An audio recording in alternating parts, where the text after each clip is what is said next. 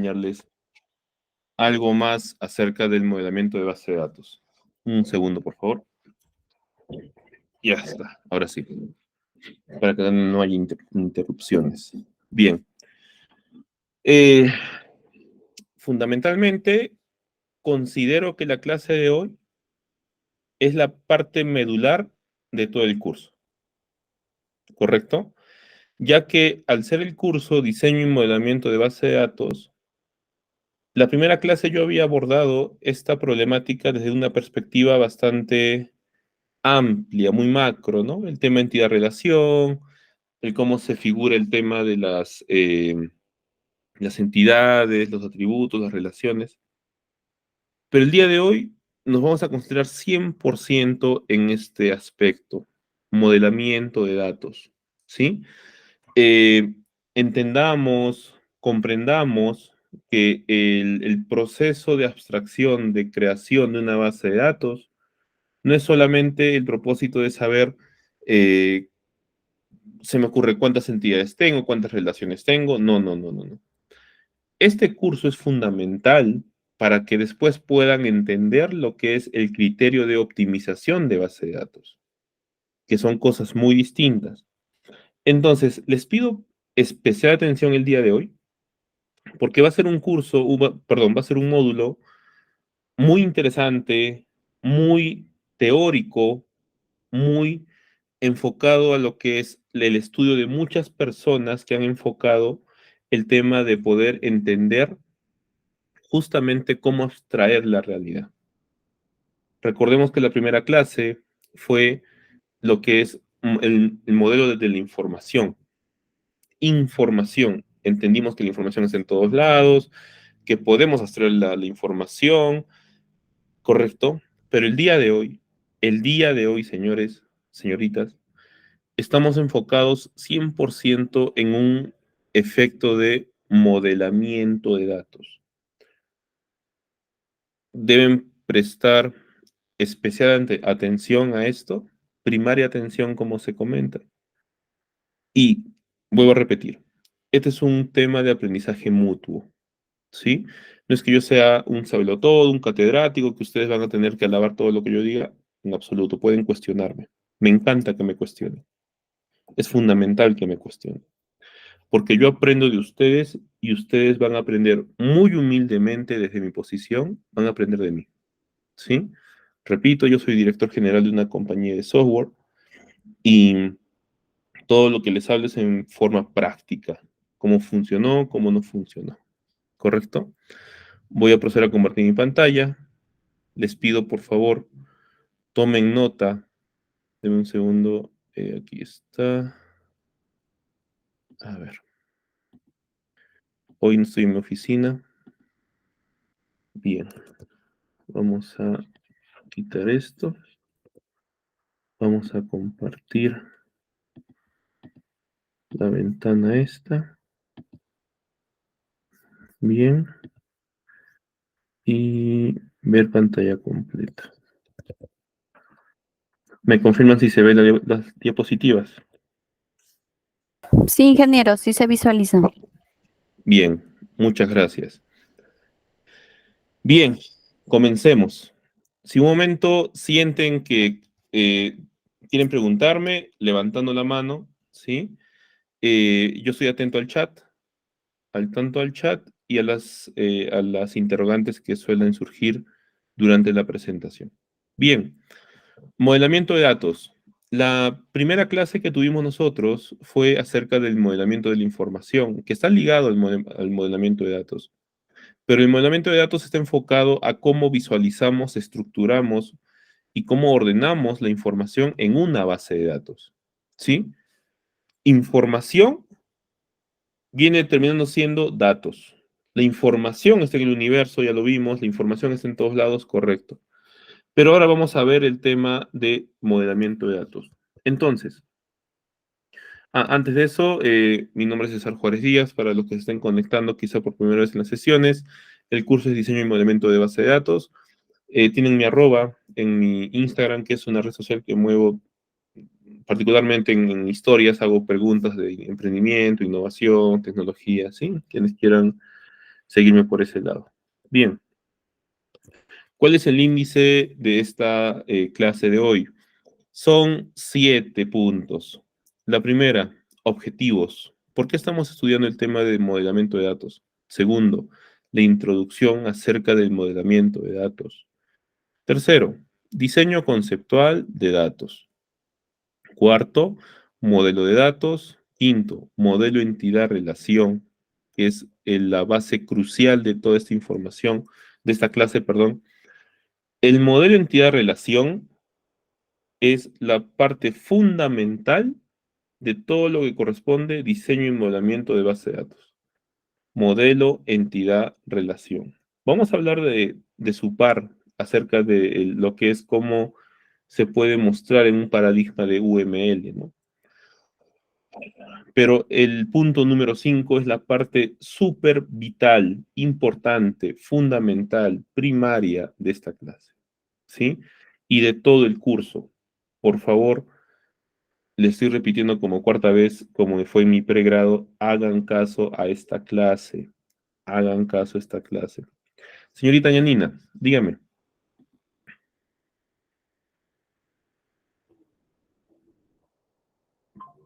¿Tiene levantada la mano? Parece que ha sido un error. Bien. Como otro punto tenemos, vamos a revisar otros modelos de datos, que es un tema bastante, solamente para que entiendan el universo de lo que son los datos el día de hoy. Y como séptimo punto tenemos las conclusiones. ¿Sí? Entonces veamos, comencemos con los objetivos. ¿Cuáles son los objetivos que vamos a ver sobre el modelamiento de datos? Primero, vamos a comprender el concepto de modelado de datos, ¿correcto? Segundo, vamos a distinguir entre los diferentes tipos de modelos de datos, que es súper importante. Y el punto crucial sobre esto es acerca de analizar los modelos conceptuales de entidad, relación y UML, ¿correcto? Bien, entonces, vamos a ir al primer punto. Hablemos acerca de la introducción del modelamiento de datos. Repito, la primera vez que tuvimos la primera clase, valga la redundancia, hablamos del modelamiento de la información. Modelamiento de la información. Pero ahora estamos aquí en esta clase para poder hablar del modelamiento de datos. Cuando se desarrolla software, ¿no? Y hablemos de forma general, no solamente sistemas de almacenes, sistemas de farmacias, sistemas de gubernamentales, no, hablemos también de redes neuronales, hablemos de inteligencia artificial, todo está en una base de datos.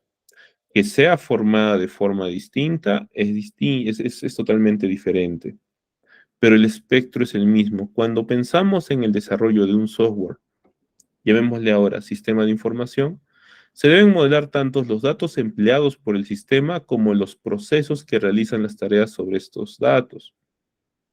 Entonces, no solamente basta con saber que si estamos trabajando un sistema de peajes, solamente guarde la lista de peajes, de personas, no, también tenemos que guardar transacciones, tenemos que guardar lo que son abstracciones de estados, se me ocurre, transferencias, etc. Ahora, entendamos que hay un modelado de datos y un modelado de procesos. En el modelo de datos tenemos la representación gráfica del modelo de datos, que es justamente lo que nos vamos a concentrar hoy. Representación gráfica del modelo de datos, ¿correcto? También sobre lo que es el modelo de datos podemos encontrar el diccionario de datos, que es parte fundamental del software. Cuando uno desarrolla software, existe cierta documentación que se realiza, ya sea enfocado a un DEF, que es un documento de especificación funcional técnico. Hablemos de Confluence, de representaciones gráficas de casos de uso, representaciones de APIs, de endpoints, ¿no? De transferencias, de integraciones. Pero el diccionario de datos nos va a permitir estandarizar la información que viaja entre la base de datos, bueno, entre el cliente y el servidor. Sí, eso ya lo vimos en la arquitectura. En lo que refiere a modelo de procesos, tenemos 3 puntos: diagrama de flujos de datos, diagrama de estados, diagramas de casos de uso. ¿Sí? Entonces, cuando hablamos de un desarrollo de software, existen 2 tipos de modelamiento: el modelo de datos y el modelo de procesos.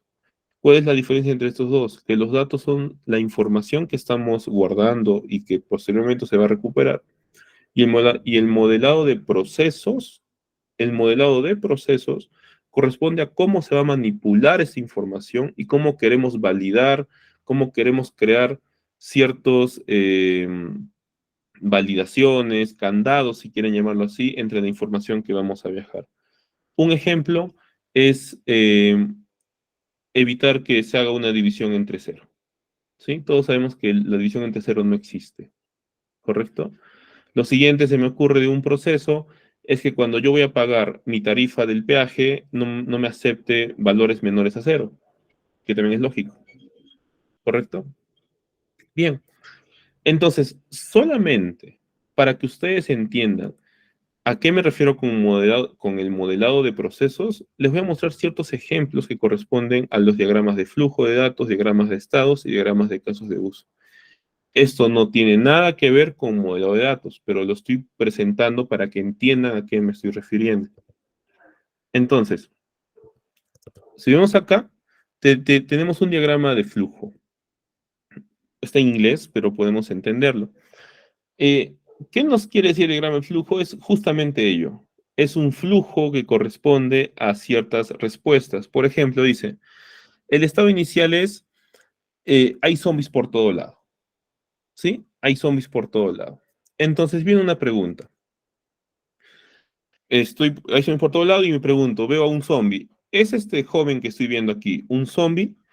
Si la pregunta es sí, me pregunto otra vez, si ven en el ejemplo, yes. Entonces, ¿puedo escapar? No. Si no puedo escapar, muerte.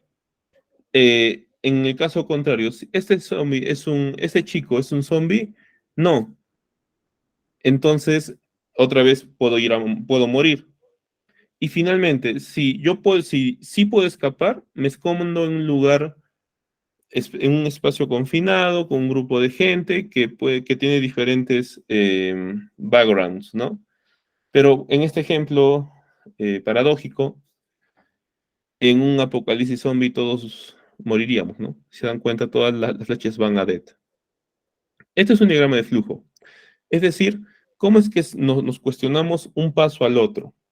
Por ejemplo, si yo voy a prender un interruptor, yo me paro, me pregunto, ¿hay luz ambiental? O sea, ¿el sol está puesto? No. Entonces, prendo el foco. Así de sencillo, ¿correcto? Luego, tenemos los diagramas de estado. Los diagramas de estado son algo más elaborados, ¿no? Este es un diagrama que corresponde a un RP de un proyecto, pero como pueden ver, solamente enfoca el tema de estados. Estado solicitado, estado en revisión, estado autorizado, estado cancelado, estado pagado, estado entregado. No vemos nada de datos. No vemos absolutamente nada de datos. Son solamente estados, ¿correcto? Y como siguiente punto tenemos los diagramas de casos de uso. En lo particular me gustan mucho los diagramas de casos de uso porque presentan escenarios en los cuales podemos validar que en el proceso de desarrollo de software es muy importante para que nosotros, al nivel de estudio de datos, podamos saber qué almacenar en qué momento. ¿Correcto? Por ejemplo, si es que yo voy a guardar información de las transacciones del pago de un peaje, ¿será relevante que yo guarde la fecha de nacimiento del conductor?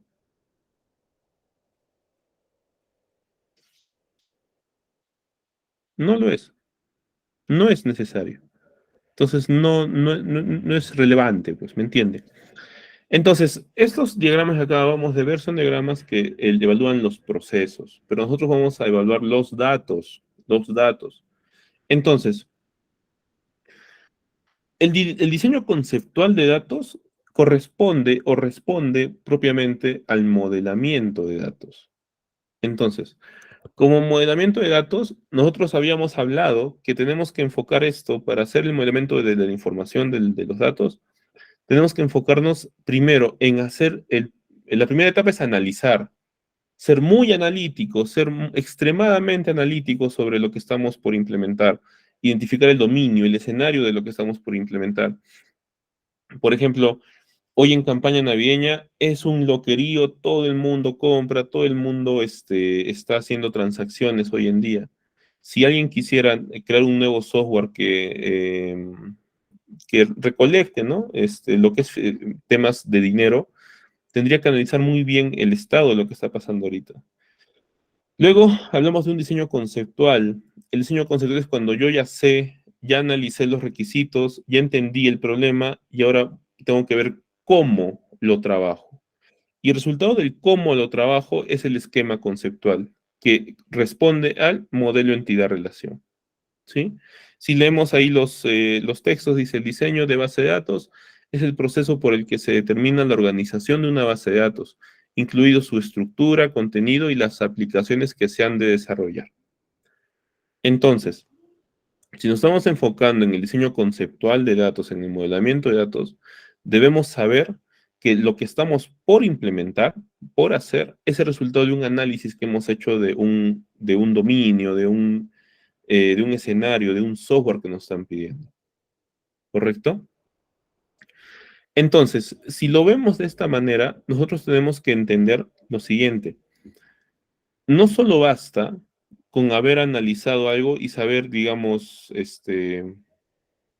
nos ha pasado con clientes, ¿no? Vienen a la compañía y nos dicen, quiero hacer un software para mi empresa, y se van. No me dicen nada más. Mi área comercial siempre está con ansiedad, lloran en sus escritorios porque simplemente el cliente ha dicho, quiero un software para mi empresa, pero no nos dice qué quiere, qué necesita, cuál es el problema de la empresa, qué área de proceso está con problemas, con dolores, ¿no? De eso se trata ser analítico. Ahora, son cosas muy distintas ser un gestor de base de datos a ser un analista de software. Son cosas muy distintas.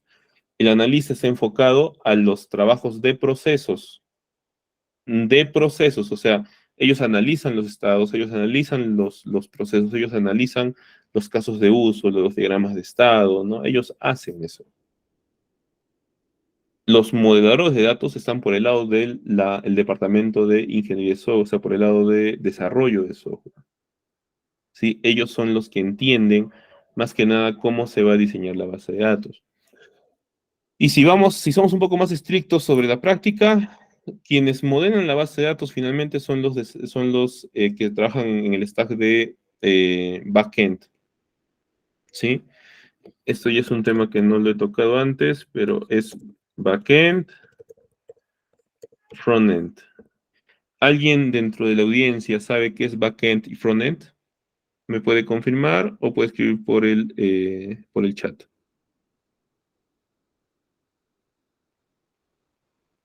Kenny, ¿tú sabes? Sí, claro. ¿Podrías explicarnos cuál es la diferencia o qué hace backend y qué hace frontend dentro de los stacks de una empresa de desarrollo de software?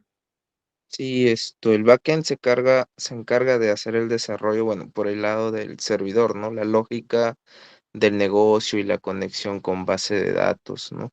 Y Ujú. por el lado del frontend es la representación de estos datos de manera visual por el lado del cliente. No, no sé si con eso queda claro.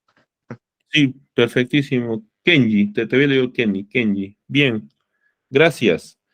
En efecto, ahora tú comentas, ¿no? Justamente backend trabaja el tema de las llamadas de base de datos, de cómo se ejecutan ciertos procedimientos en la base de datos para recuperar información.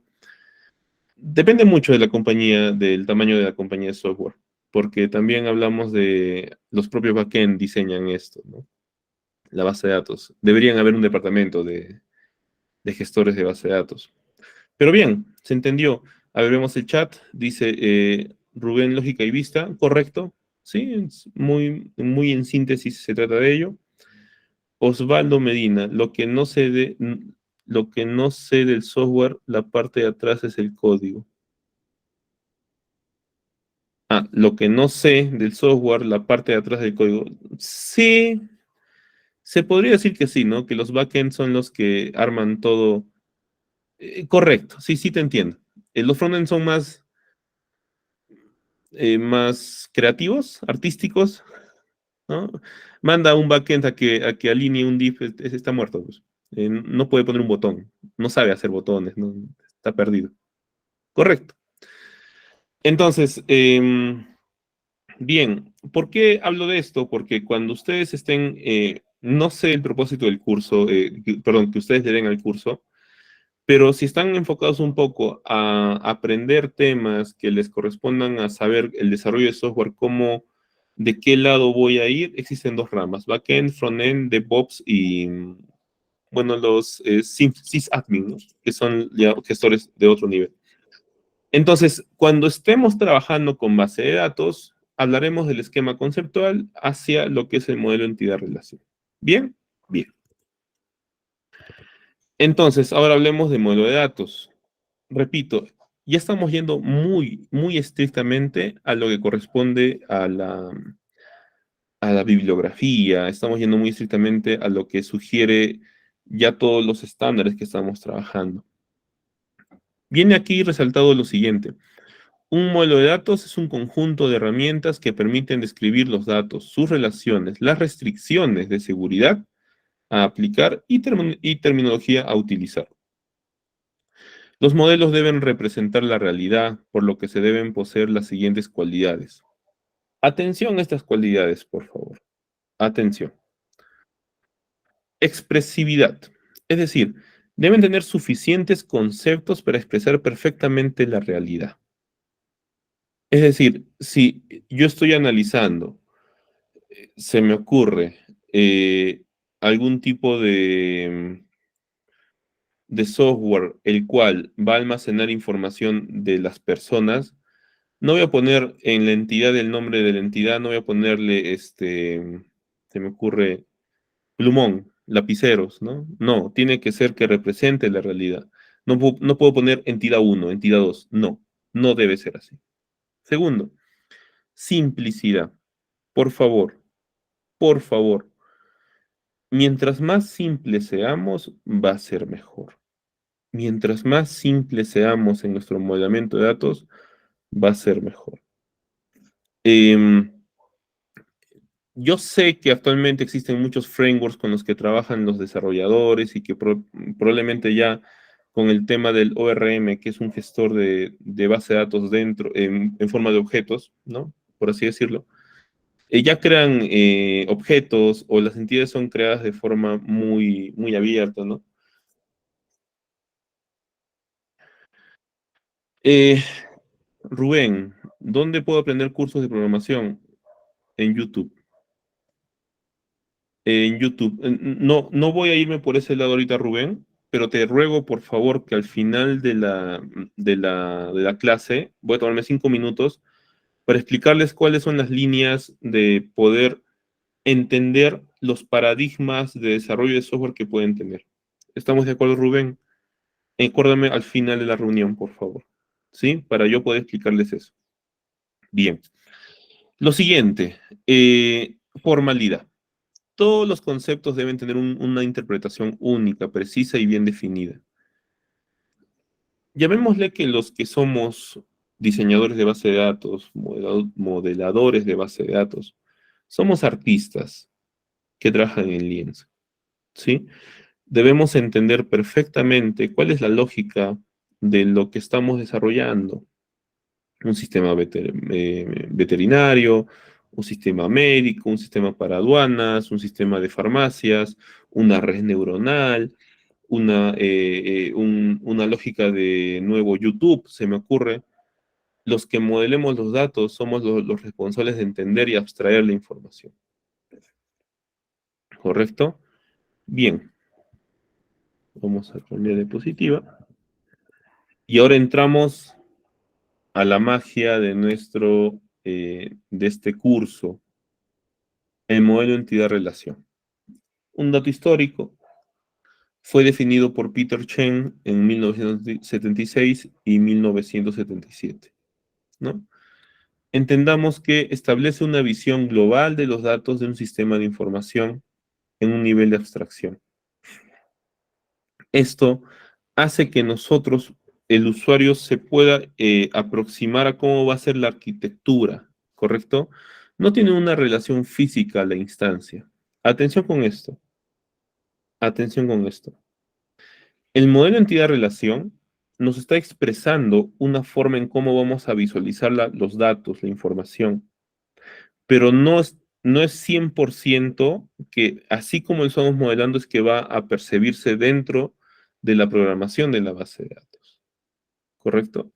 Pero esto deben considerarlo como que no pueden empezar a diseñar una base de datos sin antes haberla modelado.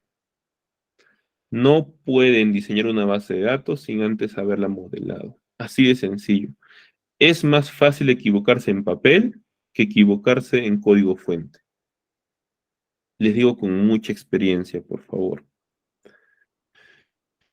No hemos llegado a este punto, pero hay ciertos tipos de datos cuando ustedes crean una base de datos. Imagínense que ustedes se hayan equivocado en el tamaño de la cantidad de caracteres que permitiría guardar un nombre y apellido. Ese cambio les puede costar mucho problemas al nivel logístico y mucho dinero también. Mucho dinero. Bueno, y por último, el modelo entidad-relación es el más difundido de todo el planeta. ¿Sí? Porque está bien hecho, o sea, aceptémoslo, está muy bien hecho. ¿Sí? A ver, continuemos. Ahí voy a hacer un pequeño paréntesis. Estoy leyendo, Osvaldo le dice, ¿no? ¿Te llevará muchos años aprender backend? Sí, es correcto. Pero siempre se inicia por algo. Probablemente seas un trainer, después puedas ser un semi-junior, luego un junior, luego un semi-senior, y después de muchos años llegarás a ser un senior con un sueldo de $250 la hora, probablemente. U $80 la hora, dependiendo. Sí, Carlos, hay otros modelos de datos. Yo voy a explicarlos al final de la diapositiva. Es parte de la sección que vamos a explicar. ¿Sí? No hay ningún problema. Bien. ¿Cuáles son las características de este modelo, el modelo entidad-relación? Sí, es correcto, Osvaldo. Es correcto. Es correcto. Bien, continuemos. Bueno, el modelo de entidad-relación tiene como primer esquema que solamente refleja solamente la existencia de datos, no qué se hace con ellos. ¿Correcto? Es lo primero que deben entender.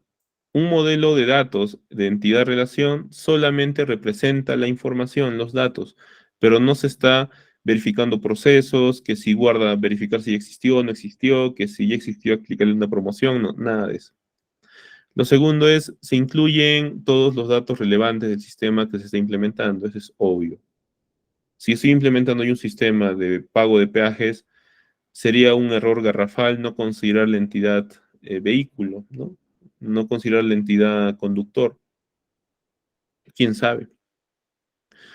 No está orientado a aplicaciones específicas, es decir, no es que la entidad relación solamente funcione para sistemas de información, no, en absoluto. Puede servir hasta para redes neuronales, IA, aprendizaje supervisado, no supervisado, machine learning, data science, para todo eso sirve, sinceramente, para todo eso sirve. Es independiente de los gestores de base de datos, correcto, no depende de un programa. Hablamos de que son prototipos, son esquemas que estamos creando, son lo que va a llevar a codificarse después. Bueno, y no tiene en cuenta restricciones de espacio, almacenamiento ni tiempo de ejecución. No, porque solo estamos modelando. Solamente estamos modelando. Imagínense que estamos creando los planos de una casa, pero a mano alzada, ¿no? Utilizando simplemente lo que es un papel. Un papel, quiero acá mi casa, quiero acá mi habitación, mi cochera, tengo 3 carros, ¿no? Quiero una cocina, quiero una piscina, pero quien finalmente va, y no te importa, no te importa espacios, no te importa si, cuándo te va a ocupar la casa, no. Exactamente lo mismo va a pasar con la base de datos. Tú estás proyectando la información que vas a necesitar.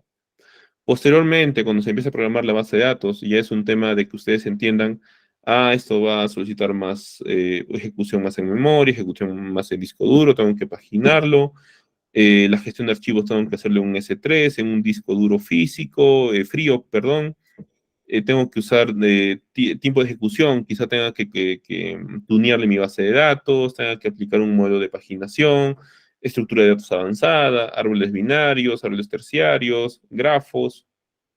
Nada de eso tiene que ver con, con modelo de datos. Si yo ahorita le estoy hablando esto de estructura de datos espaciales, yo en lo que es este point sort, line sort, todo eso, no se asusten. No van a ver nada de eso en este curso. Pero les va a servir para cuando ustedes ya tengan esto claro, van a poder crear una base de datos con ese enfoque. ¿Sí? Por eso el modelo de datos no le duele el tema del almacenamiento, no tiene que cuidar el tema de tiempo de ejecución, no tiene que cuidar nada de eso. ¿Sí? Por último, tenemos, es el modelo conceptual más utilizado. Y sí, es más utilizado porque funciona muy bien. Funciona, cumple su chamba. Ahora, quiero que entiendan esto, algo así como, no sé si habrán leído La Divina Comedia, ¿no? Con de Dante Alighieri. Vamos a empezar a abrir poco a poco los círculos para ver cómo trabaja este modelo de entidad-relación. Yo sé que habrán dicho, ay, mira, son cuadraditos, son triangulitos, qué bonito, ¿no? ¿Por qué pasa esto? ¿No? O sea, tienen que entender el por qué. Si ustedes hacen muy bien esto, les va a ir muy bien en la parte de programación de base de datos, ¿no? No olvidemos la dirección del curso, hablamos de diseño y modelamiento de datos, ¿correcto? Bien, avancemos. Entonces, a ver, ¿qué pasó? Ahí está. Eso lo vimos la primera clase. Tenemos los elementos del modelo entidad-relación. Tenemos entidades, tenemos atributos y tenemos relaciones. ¿Sí? Las figuras de entidad es un rectángulo, el atributo una elipse y la relación es un rombo.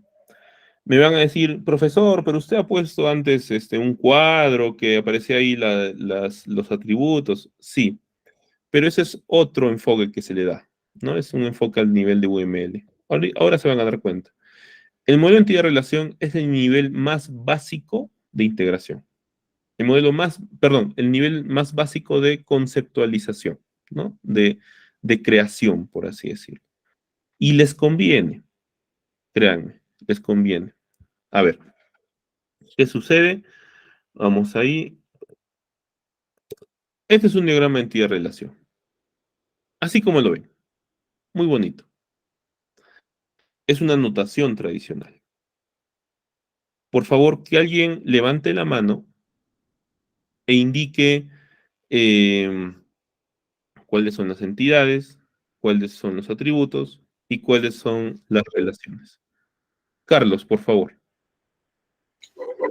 ¿Qué tal? Buenas tardes. Sí, Bueno, las entidades son película, actor y estudio.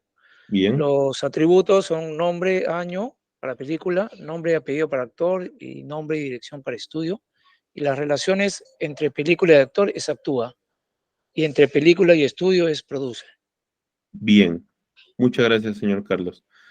Señor José, ¿quiere agregar algo quizá? ¿Algo? ¿O cree que el señor Carlos ha dicho ya todo correctamente? Le ganó por puesta de mano. Uy, creo que bajó la mano. Sí, efectivamente. Señor José, dígame, ¿quiere complementar algo? ¿O está todo en orden?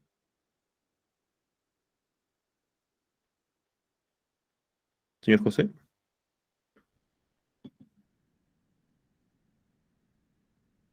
Ya. No se preocupe, señor José. Vamos a seguir adelante. A ver, dice Osvaldo Medina, y de igual nombre. Uy, señor José. No, sí, está bien, estaba de acuerdo con lo que indicaba el compañero anterior. Está Bien. bien. Gracias, señor José. Gracias. Em, Osvaldo dice, y de igual nombre. Vamos a discutir eso en un momento, estimado Osvaldo. Ahora, veamos, señor José. Dígame.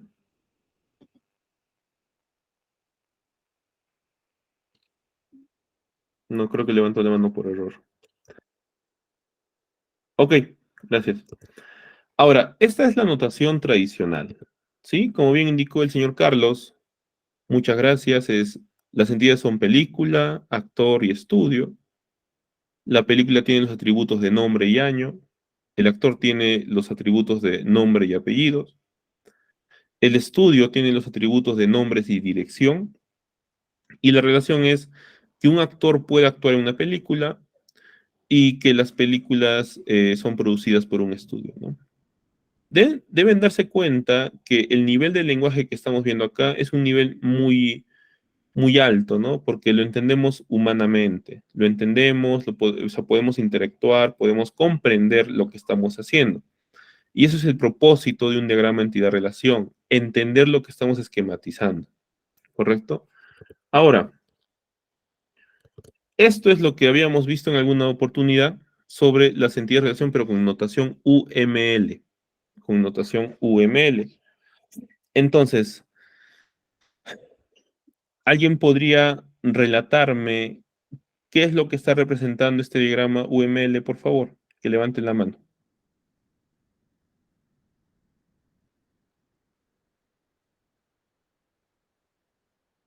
Mm, Es un poquito más complejo. A ver, tengo ahí un tema de chat, un segundo. Una consulta. Según el ejemplo, ¿cómo saber cuándo debo relacionar estudio con película y no estudio con actor? Ah, caramba, a ver, vamos a ver. Dice, según el ejemplo, ¿cómo saber cuándo debo relacionar el estudio con la película y no el estudio con el actor? Ah, ese cuestionamiento, estimado Carlos, corresponde a hacer un buen análisis. Estás cuestionando justamente el por qué. Exactamente, señor Kenji. El cuestionamiento que usted tiene, señor Carlos, es, pero ¿por qué no lo relaciono actor con estudio? Y como bien indica el señor Kenji, es por los requerimientos. Yo soy 20th Century Fox y te digo, señor Carlos, necesito un software que me permite saber cuántos actores actúan por mi película y también quisiera saber qué estudios han producido las películas. Entonces, nunca te han dicho, quiero también saber cuántos actores están afiliados a cierto estudio. Nunca te han dicho eso.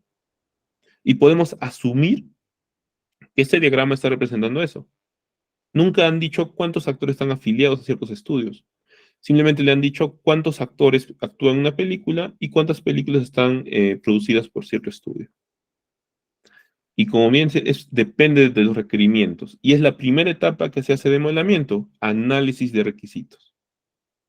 ¿Correcto? ¿Quedó claro, señor Carlos?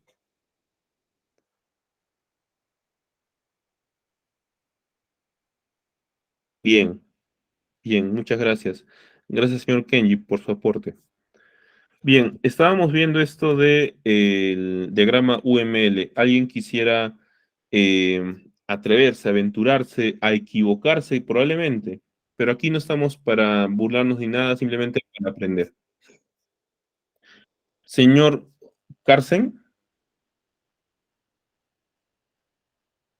Sí, maestro, buenas noches con todos. Buenas Tenemos la tabla principal que es grupo, el ujú, cual la tabla sería una tabla de hecho, ¿no? Y lo demás dimensionales, alumno se relaciona con alumno, el alumno y grupo se relaciona con una tabla aparte que se matricula alumno se matricula en un grupo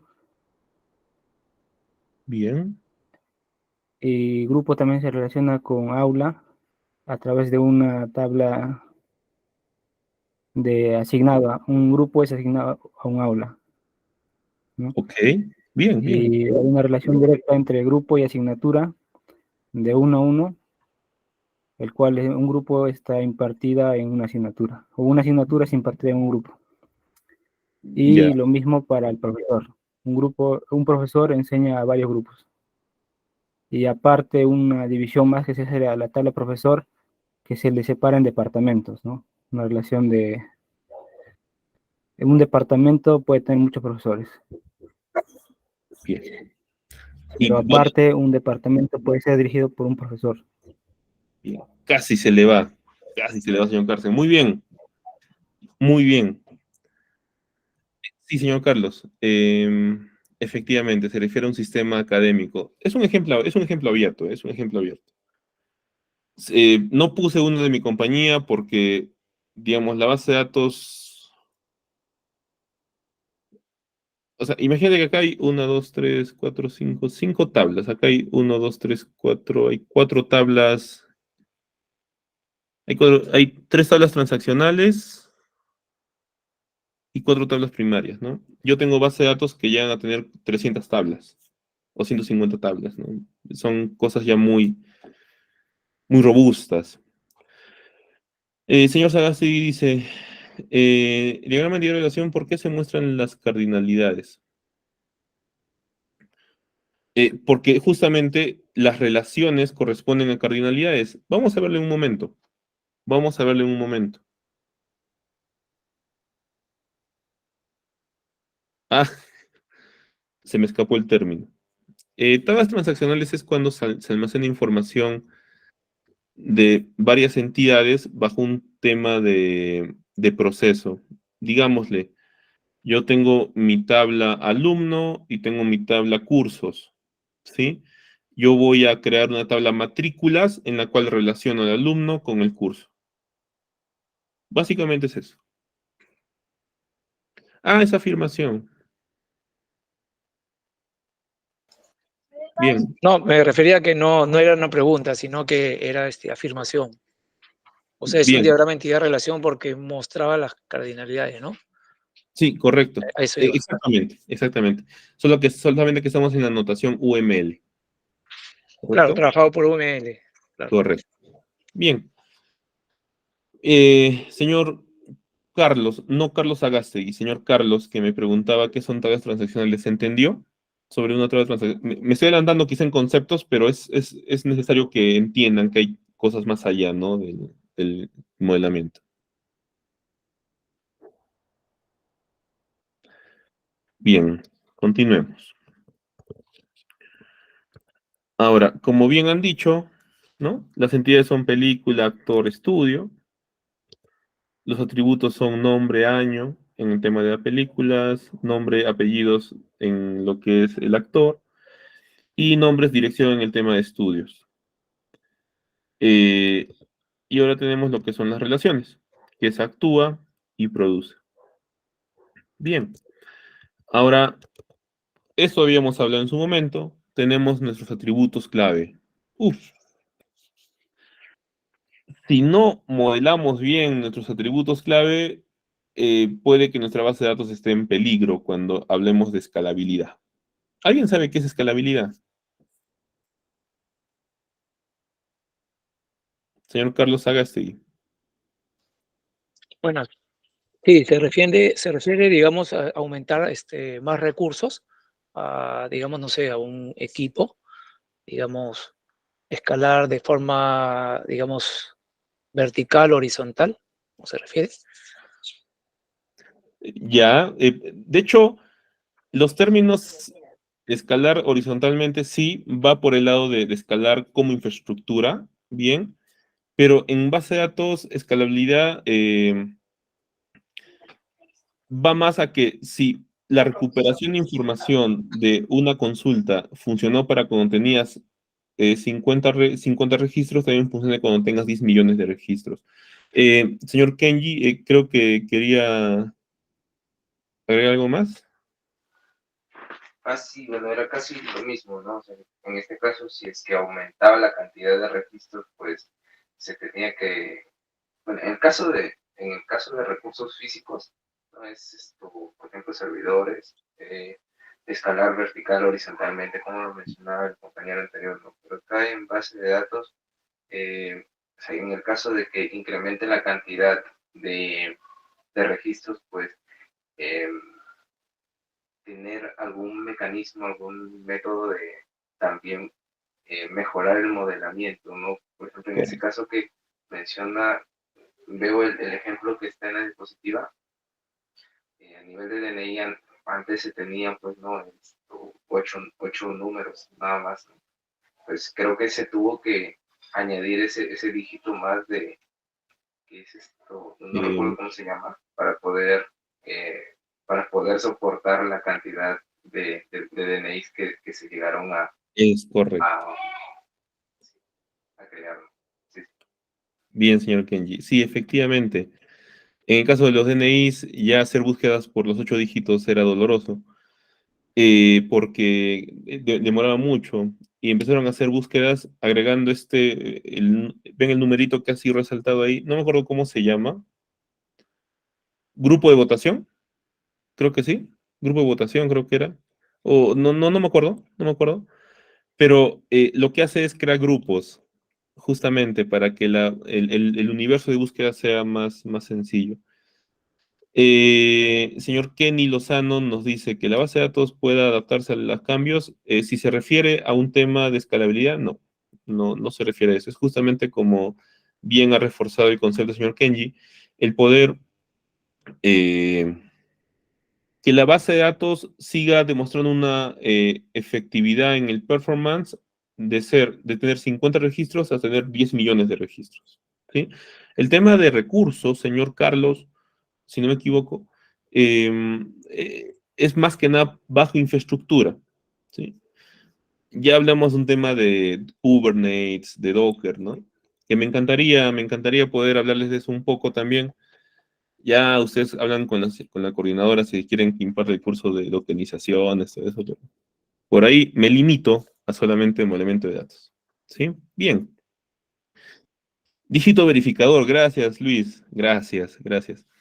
Bien, para no aislarnos mucho del tema, los atributos claves son fundamentales para hacer una correcta recuperación de información. Pero ahora vamos a ir más profundamente. ¿A qué me refiero? Existe esto. ¿Sí? Quiero que tomen atención a esto. Si bien sabemos que tenemos atributos clave, debemos identificar cómo funcionan las claves. Primero, tenemos una superclave, que es un conjunto de atributos que permiten identificar unívocamente a una entidad dentro de un conjunto de entidades. ¿Sí? Conjunto de atributos que permite identificar unívocamente a una entidad de otros, no a un registro, propiamente, una entidad. Clave candidata es la superclave con un número mínimo de atributos. Vamos a verlo con un ejemplo, no se preocupen. Una clave primaria es la clave candidata elegida por el diseñador de base de datos para identificar unívocamente a las distintas entidades de un tipo. Y la clave secundaria son cualquiera de las claves candidatas no elegidas por el diseñador. ¿Por qué se habla de superclave, clave de candidatas, clave primaria y clave secundaria? Porque justamente dentro del modelamiento que ustedes están haciendo tienen que tomar decisiones de optimización. Por ejemplo, tenemos el alumno, ¿no? El alumno tiene DNI, nombres, apellidos, dirección, número de matrícula. La superclave que el diseñador está entendiendo que podría ser justamente los registros, los atributos que pueden identificar, las claves que pueden identificar a esta entidad son el DNI, el número de la matrícula, y ha compuesto uno que es el DNI más el nombre. Miren, el DNI más el nombre. La clave candidata que él está considerando que va finalmente a servir para esto es el DNI y el número de matrícula. Pero la clave primaria, que es con la que finalmente se va a quedar, es el DNI. ¿Me entendieron? Lo que se está haciendo aquí es considerar que las claves ahora tienen un proceso de depuración, de llegar desde una superclave hasta una clave primaria. ¿Correcto? Van desde una superclave hasta una clave primaria. Esto que estamos viendo aquí es un ejercicio de depuración, un ejercicio de smoothing, en inglés se le dice así, ¿no? Porque es justamente lo que hace el proceso, ¿no? El proceso de poder entender cuál sería una superclave, una clave candidata y una clave primaria, ¿sí? Si quisiéramos hacer un ejemplo de esto enfocado en otro tipo de entidad, ¿quién se animaría a hacerlo ahora mismo? Así, díganlo, no hay que tener miedo de equivocarse. Yo me equivoco y me alegra equivocarme porque así aprendo más. ¿Alguien quiere animarse a hacer un ejemplo de lo que sería la consideración de una superclave, clave candidata y clave primaria de una entidad que ustedes puedan proponer?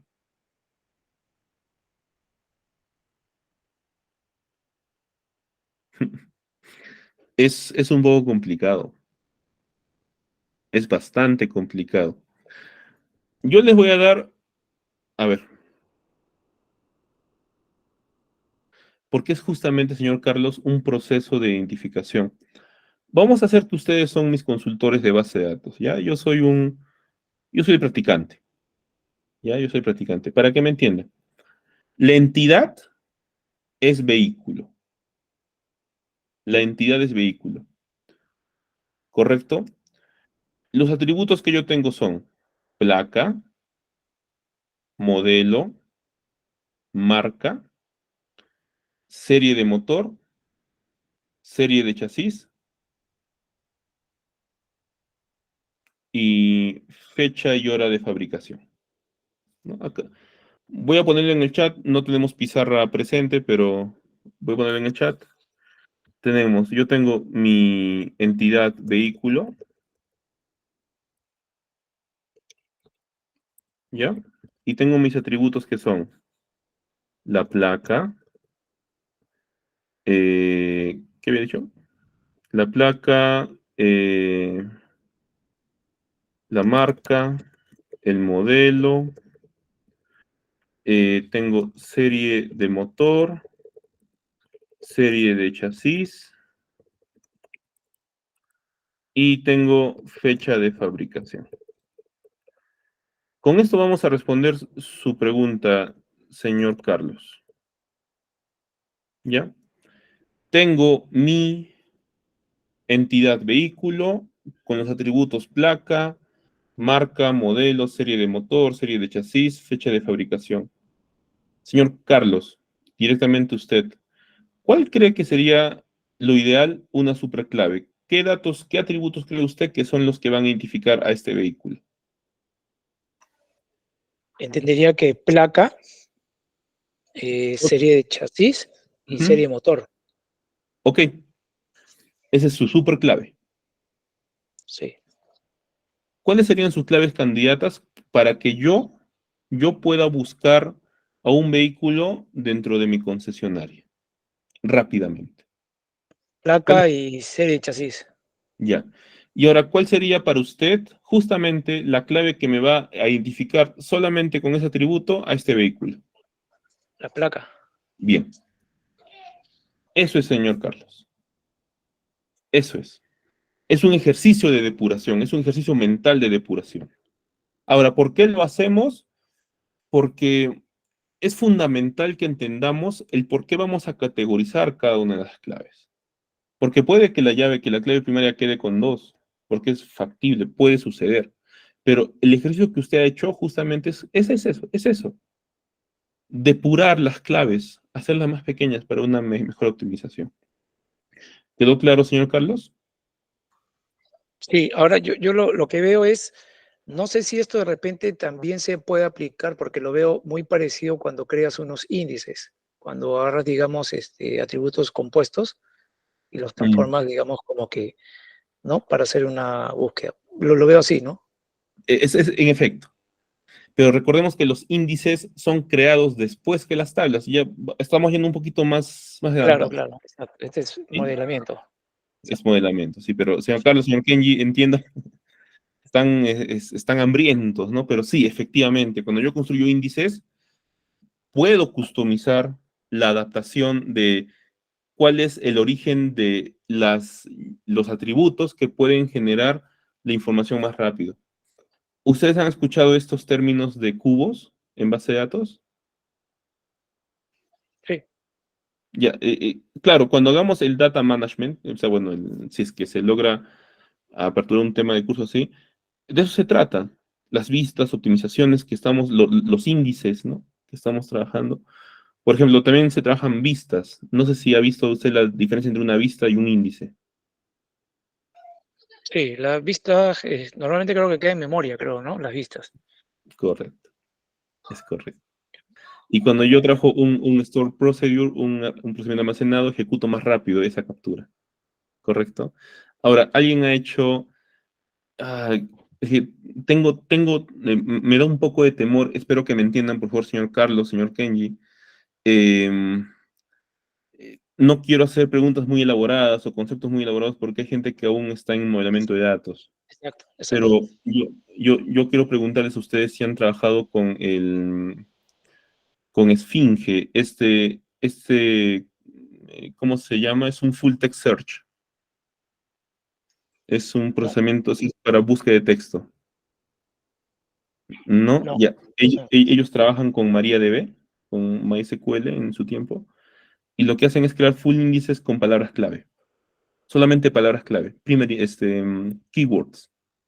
Y eso, ahí se ve fundamentalmente lo que es súper clave. ¿Sí? Acá les dejo esta pequeña, esto es MariaDB o MySQL. A ver, hasta ahí voy a dejar los comentarios. Espero que me comprendan, señor Carlos, señor Kenji, pero igual voy a dejarles ahí sus pastillitas, ¿no? José Pretel, ¿será que puede explicar nuevamente la parte de las claves? No me quedó del todo claro. Sí, claro que sí, señor José. Ok, me quedó claro. Que será como... Elasticsearch. No voy a tocar ese término, señor Kenji, pero sí, efectivamente es eso. Espero, por favor, me comprenda de ya por temas de empatía con los otros participantes de la clase. No voy a ahondar mucho más en lo que es Elasticsearch, pero sí va por ese camino, ¿no? El tema de IF y DF, pero ahí le dejo este algoritmo que es magnífico para búsqueda de transaccionalidad en textos. Bueno, ya. Señor José, exactamente qué parte no le quedó claro.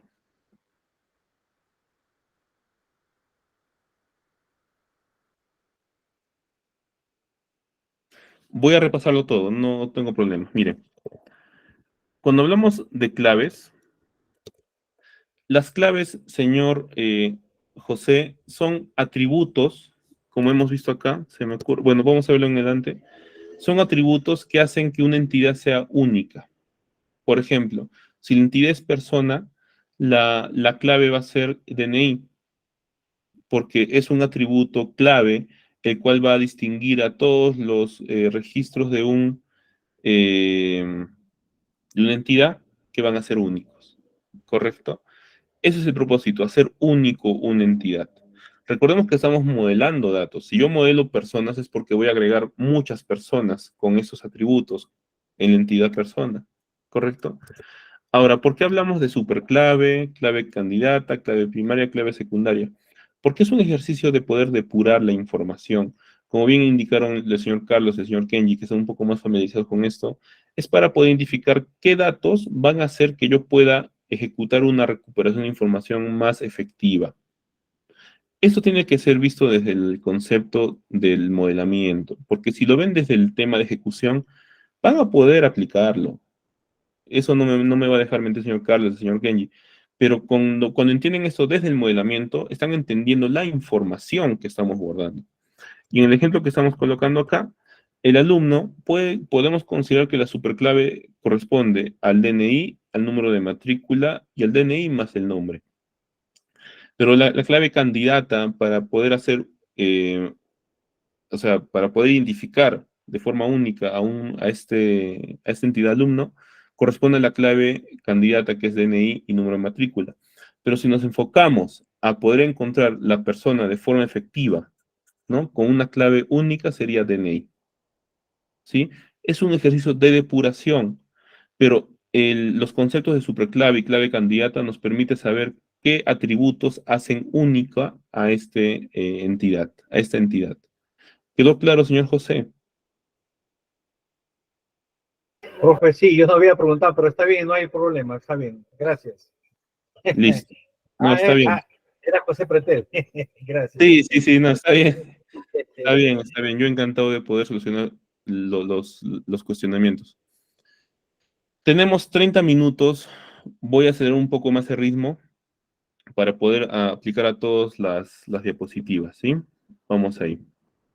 Como vemos ahí, hemos aplicado ahora lo que son los atributos clave, que los estamos subrayando, que corresponde al ID de película, es un nuevo atributo que le estamos colocando, al actor le estamos colocando el DNI y al estudio el ID de estudio, ¿correcto?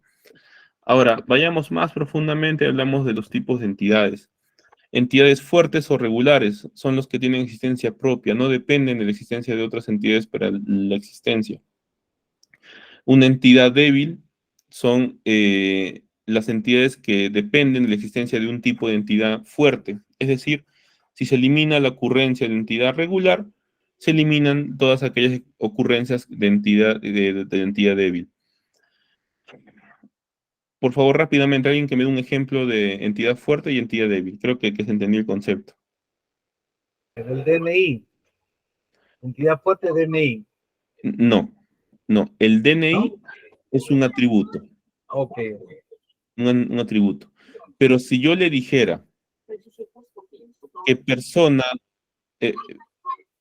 profesor José, ¿puede usted intervenir, por favor?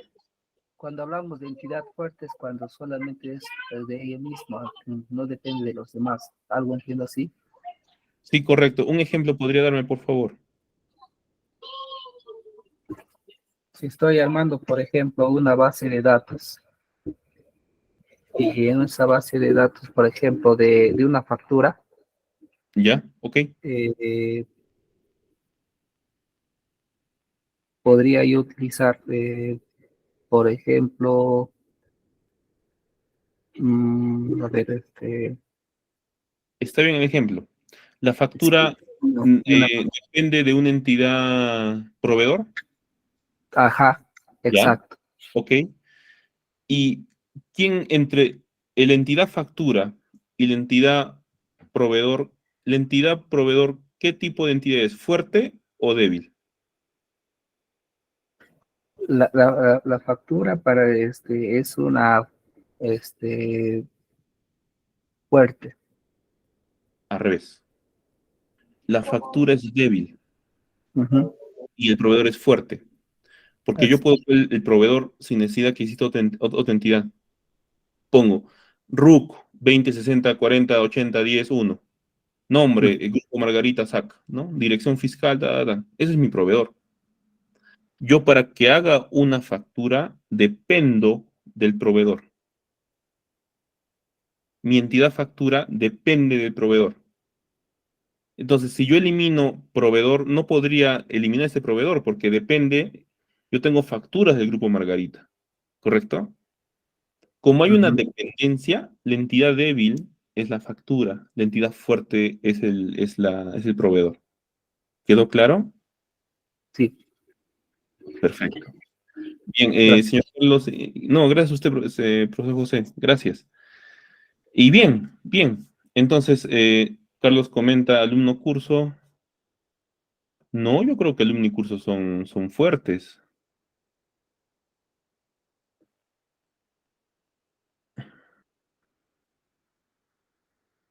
Sí, correcto, señor Kenny. País es fuerte y débil es ciudad porque la ciudad depende del país, correcto. Eh, ah, Señor Kenny, si usted ya sabe, viene un análisis ya más al el proveedor. Claro, ¿cómo podríamos hacer débil a un proveedor? A ver, usted dígame, señor Kenji, ¿cómo podríamos hacer débil a un proveedor? Sí se puede, ¿ah? Sí se puede. ¿Cómo haríamos débil a un proveedor? Sí, justo como le mencionaba, ¿no? Si, por ejemplo, se quiere saber a qué ciudad o a qué país Claro, pertenece, pues hay una entidad para eso, al su ubigeo, ¿no? relación. Al Ujú, ubigeo. Correcto. sí. Bien, bien, bien, bien, bien. Es eso, dice Carcén, en ese concepto que dio, se puede decir que las que llevan las FK son débiles. Sí, puedo cuestionarlo, ¿eh?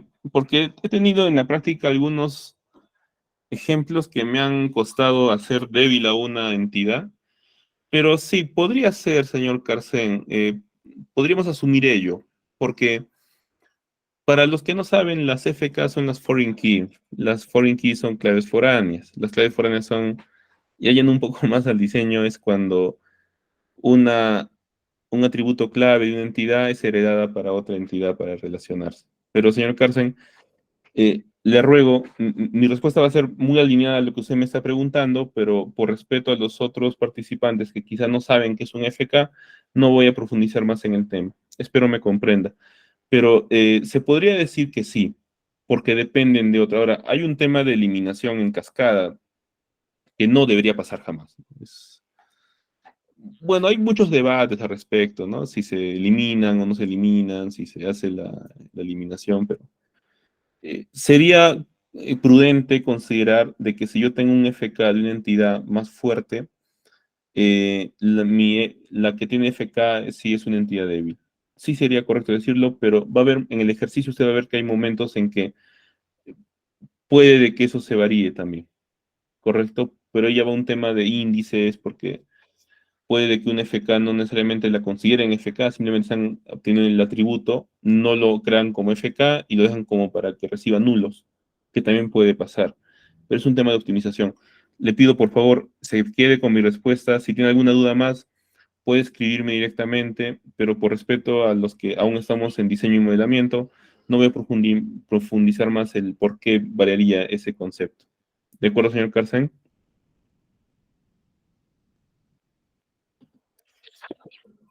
Bien, gracias, gracias. Bien, ahora, hablemos de grados de relación, ¿sí? Las relaciones que pueden tener las entidades pueden ser de 3 grados, grado 1, grado 2 y grado 3. Y básicamente juega con la cantidad de entidades que están relacionados. Por ejemplo, un grado 1 es cuando entre ellos mismos se relacionan. Como ven el ejemplo, el jefe es una relación que entre empleado y empleado, que puede ser un verdadero o falso, ¿no? ¿Es jefe? Sí, es jefe. Pero también corresponde que un mismo jefe sigue siendo empleado, ¿correcto? Tenemos el binario que es trabajan en un departamento, trabajan empleados. Y en un ternarias, perdón, que son de grado 3, están que los empleados venden coches y para que vendan coches también dependen de los clientes, ¿no? ¿Correcto? Ahora, la cardinalidad. Eso se rozó un poco el concepto al principio, pero ahí vamos.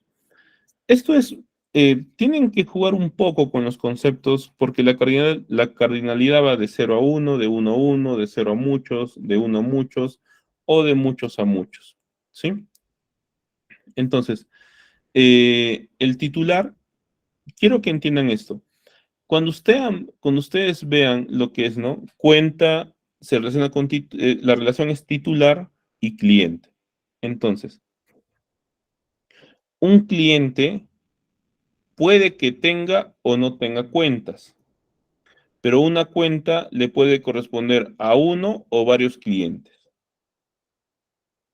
Repito, un cliente pueda que tenga o no tenga cuentas, puede que tenga 0 cuentas o n cuentas. Y una cuenta puede tener de titular a un cliente o a n clientes. ¿Correcto? Abajo pueden ver cómo está la denominación en UML, ¿no? Entonces, ¿se entendió esto de la cardinalidad? Estamos viendo de ahora cómo yo me relaciono hacia lo que son los conceptos de las entidades. Veamos, yo tengo el titular que dice la relación titular. Yo como cliente puedo ser titular de 0 cuentas o de muchas cuentas. Y yo como cuenta, puede estar dentro de la titularidad de un cliente o varios clientes. ¿Correcto? Entonces, si vemos esto, es más fácil entenderlo. Miren, aquí tenemos lo que es actor, ¿correcto? Un actor puede actuar en una o n películas. Y una película puede haber sido protagonizada, por así decirlo, por este actor o n actores. ¿Correcto? ¿Quedó claro esto de esta parte de la cardinalidad? Estamos corriendo un poco con el tiempo, pero ¿quedó claro esto de la cardinalidad? Respóndame por chat, por favor, o por chat, si está claro. Bien, bien, bien. Gracias, gracias. Entonces, es igual que con el tema de produce. Un estudio puede producir una o n películas. Y una película puede ser producida únicamente por un estudio. Repito, un estudio puede producir una o n películas. Y una película puede ser producida por solamente un estudio. ¿Sí? Eso es la cardinalidad. Ahora, existe el tema de la correspondencia. Esto es un poco más, vamos a ir un poco más avanzando. ¿Qué es la correspondencia? Indica el número máximo de elementos de un tipo que se puede relacionar con cada entidad del otro tipo asociado por la relación. Es decir, podemos obtenerlos a partir de las cardinalidades. Acá hay un truco. Es una mnemotecnia que se puede. Una mnemotecnia es un truco. A mí me ayuda en el pregrado. ¿Sí? Que creo que es lo fundamental. Los tipos de correspondencia pueden ser de 1 a 1, de 1 a n o de n a m. ¿Cómo sucede esto? Como pueden ver acá. De 1 a 1. Por cada elemento de una entidad, solo aparece uno de la otra. Es decir, en notación clásica, un profesor solamente puede dirigir un departamento. Un profesor solamente puede dirigir un departamento. En notación UML pueden ver, profesor 1 dirige un departamento. ¿Correcto? Tenemos el 1 al n. Es decir, por cada elemento de una entidad aparece un n indeterminado de elementos de la otra en ambos sentidos. Es decir, un profesor, bueno, un departamento puede ser dirigido por n profesores o n profesores podrían ser definidos. Un departamento puede ser definido, pertenece a diferentes profesores. Un profesor puede pertenecer a diferentes departamentos. Esperen, me he hecho bolas con esta relación. Un segundo. Sería muchos profesores pueden pertenecer a un departamento. Sí, así es. Muchos profesores pueden pertenecer a un departamento. He tenido que rebobinar ahí. Pero sí, así es. Lo segundo es NAM. No sé si es quizá mucha información a veces que se debe procesar. El NAM es, por cada elemento de una entidad aparecen un N indeterminado de elementos de la otra en un sentido. Es decir, muchos profesores pueden enseñar en muchos departamentos, ¿no? Muchos profesores pueden enseñar en muchos departamentos. ¿Correcto? Esos son tipos de correspondencia.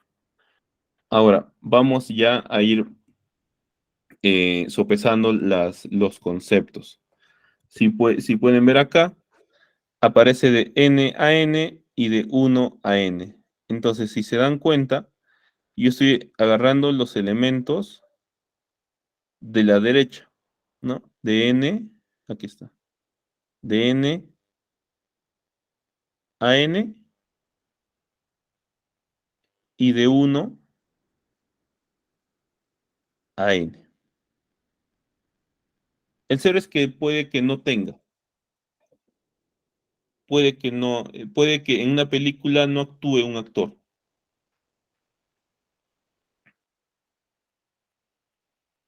¿Correcto? Ahora, si se dan cuenta acá, el tipo de correspondencia se arma a partir de la cardinalidad y se inyecta dentro de la relación. Ahora, hasta este punto, vamos a ir. Hasta este punto se habla todo lo que es una entidad, un modelo de entidad-relación. Todo lo que ven aquí corresponde a un modelo entidad-relación. Tenemos las entidades, tenemos los atributos, tenemos la cardinalidad y tenemos la correspondencia. Tal como estamos viendo esto, es una entidad, es un modelo de diagrama entidad-relación. ¿Quedó claro, señores, señoritas?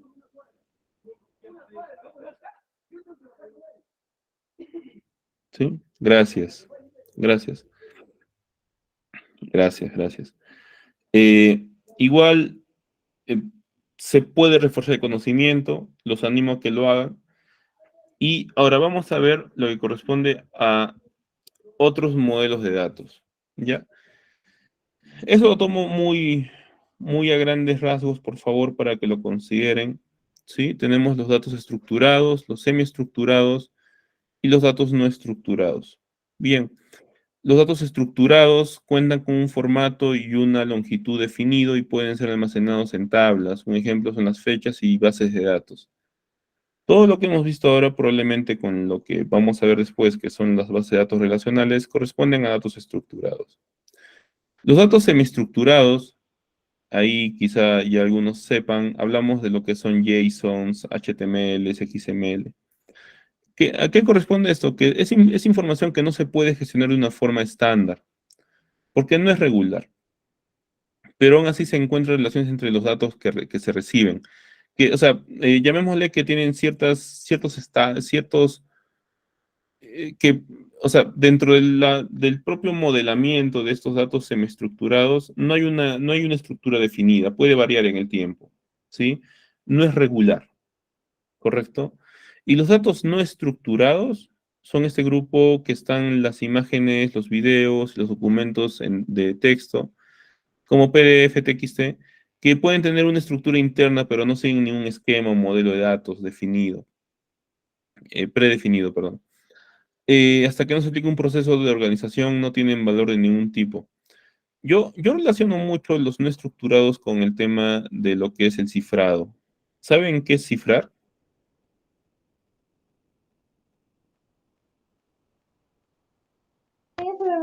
Algo como encriptar. Bien, señor Joel. Muy bien. Sí, sí, es lo más claro que se puede tener en cuenta. Es la encriptación que se puede tener. ¿Sí? Ahora, los semiestructurados se utilizan mucho, por ejemplo, cuando los datos no son regulares. Las computadoras de los autos, de los camiones, no utilizan bases de datos para guardar información histórica de los vehículos. Utilizan datos semiestructurados como XML. Yo tuve acceso a información de XML sobre un camión de Ferricorp, del grupo Ferreiros, ¿no? Hubo un problema en la maquinaria y el tema no era por parte de taller, era un tema de datos. Solamente hice consultoría, nada más, no lo solucioné, pero se detectó que era por ese lado. Y los datos, bueno, con datos semiestructurados también podríamos ver el tema de SUNAT. SUNAT tiene lo que es el XML para poder validar la certificación de una factura emitida. El famoso, el CDR también. ¿Sí? CDR. Sí, CDR corresponde a un dato semiestructurado que representa la información de forma no estable, no organizada, no regular. Y los datos estructurados son nuestras bases de datos relacionales, ¿no? Ahora, si vamos un poco más a esto de forma más gráfica, los datos son estructurados, los ven ahí todos ordenaditos, ¿correcto? Están clusterizados por colores. Los semiestructurados son que están un poco desordenados, no hay una clasificación de por medio. Y por último tenemos los no estructurados, que es todo un universo, ¿no? De información que está volando y que después de un procesamiento se ordena, como puede ser el caso de un video, un PDF, una imagen. ¿Correcto? Este tema de datos estructurados, semiestructurados y no estructurados es importante que sepan porque van a encontrarse que no solamente existen bases de datos relacionales, existen bases de datos no relacionales, como es MongoDB. Existen, en algún momento Google lanzó un proyecto que se llamaba Bigtable, que hacía organizar la base de datos para poder clusterizarla. Existen datos espaciales. No sé si han escuchado del sistema GIS, ¿no? Aquí está. GIS. El GIS es justamente este proceso de Geographic Information System, ¿no? Que ahí no existen consultas dime cuántos datos hay con la palabra A, se me ocurre, no. Ahí lo que hacen es busca dentro de ese polígono la cantidad de puntos vectoriales que están dentro del espacio, se me ocurre. Entonces, la información no solamente basta con modelarla en tablas, a veces la información tiene que ser modelada en grafos. Existen bases de datos muy, muy brutales. De aquí les dejo algunas. Neo4j creo que es esta. Neo4j es una base de datos espacial enfocada en grafos. Es maravillosa. Nosotros la hemos implementado en Miami con un proyecto de metro. Sí, para grafos. Tenemos que tener una clase aparte, creo, señor Carlos. Al señor Carlos y señor Kenny voy a llevármelos para... Pero, entonces, en este caso, ¿cómo estructuramos una base de datos no estructurados, por ejemplo? ¿Cómo estructuramos una base de datos no estructurados? Ah, no, estimado señor José, no se trata de que estructuremos una base de datos, sino que la estructura, ¿no? Los datos semiestructurados, hablamos de datos. La base de datos es una cosa, los datos que están dentro son otra cosa. Los datos pueden estar ordenados, que se pueden permitir ordenarse, como es lo que hemos visto en un modelo de datos entidad-relación. Pero los semiestructurados son cosas muy distintas. Los semiestructurados porque no tienen no existe un orden que permitan ser ordenados, ¿sí? Por ejemplo, los XML de SUNAT, los JSON de los endpoints, se me ocurre. No se puede ordenar una... señor Carcen, dígame. Sí, profe, quería hacer una pregunta. Dígame. Los semiestructurados, por ejemplo, los JSON te dan más flexibilidad, ¿no? Por ejemplo, para que guardes como una cebolla que tiene varias capas y en cada capa puedes ir crecer tú lo que quieras. Si creces poco, creces mucho. Pero después de eso pienso yo que, o sea, en lo real debe ser que después de ese JSON tenga que pasarse a una base de datos, porque para tener un histórico de un JSON es es una petición, ahí no se podría tener nada. Entonces, para en calidad para guardar es fácil, pero para después para consultarlo y todo eso, se pasaría a una base de datos, ¿no? O cómo se maneja ese tema, o simplemente lo dejamos en el JSON y así. Ese paradigma que comenta el señor Carcen fue respondido con GraphQL. ¿Han escuchado de GraphQL?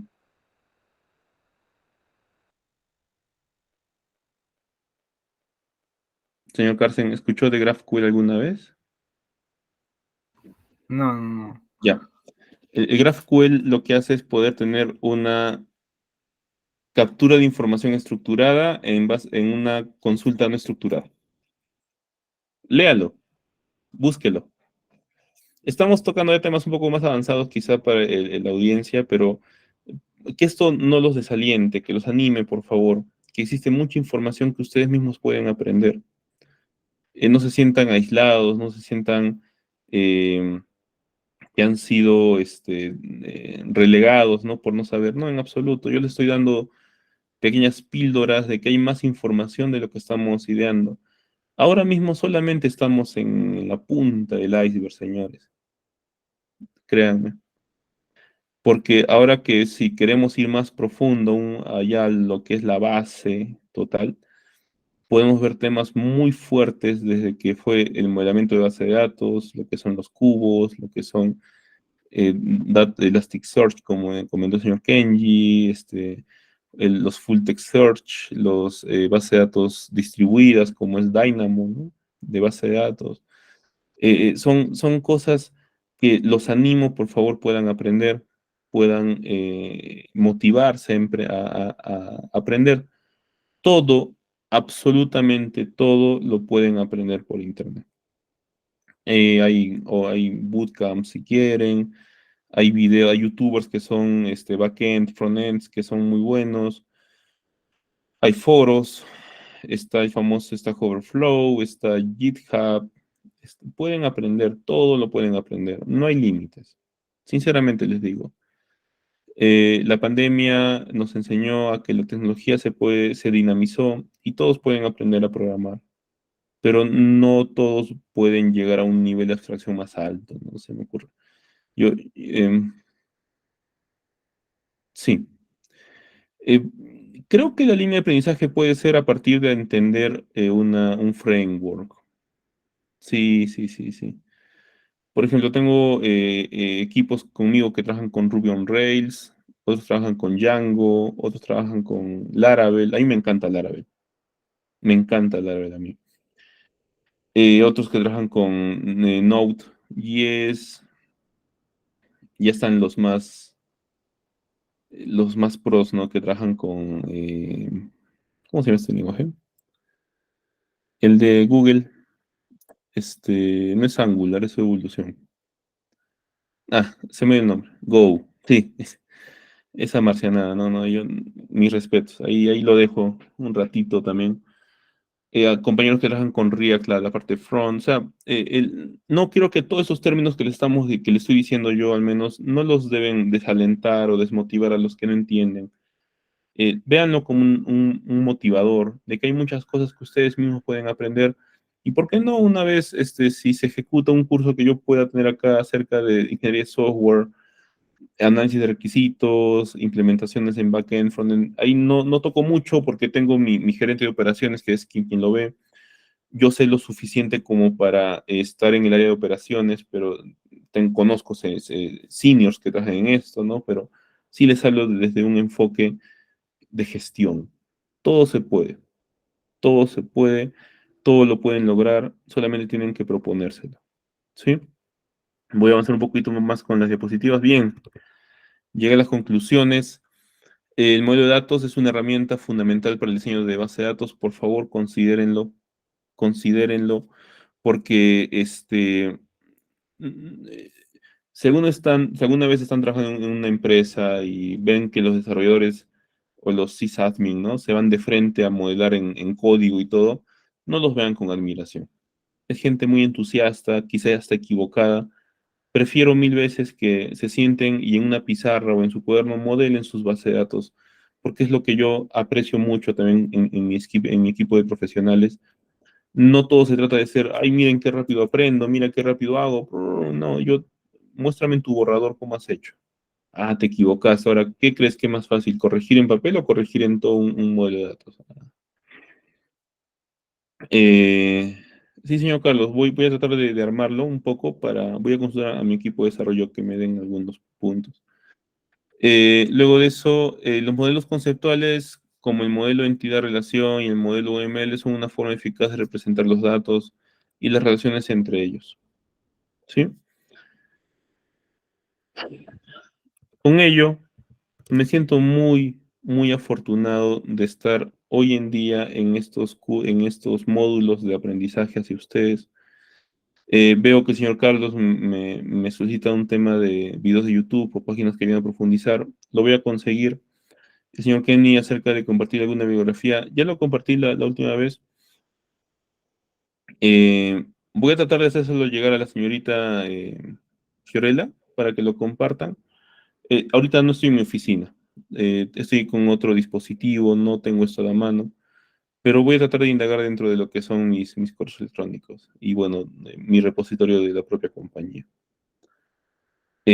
Deseo saber, por favor, si tienen alguna otra pregunta, y yo, desde toda mi humildad, les agradezco a ustedes por su participación, su tiempo y su dedicación. Muchas gracias. Gracias a usted, profe, muy amable. Gracias, señor José.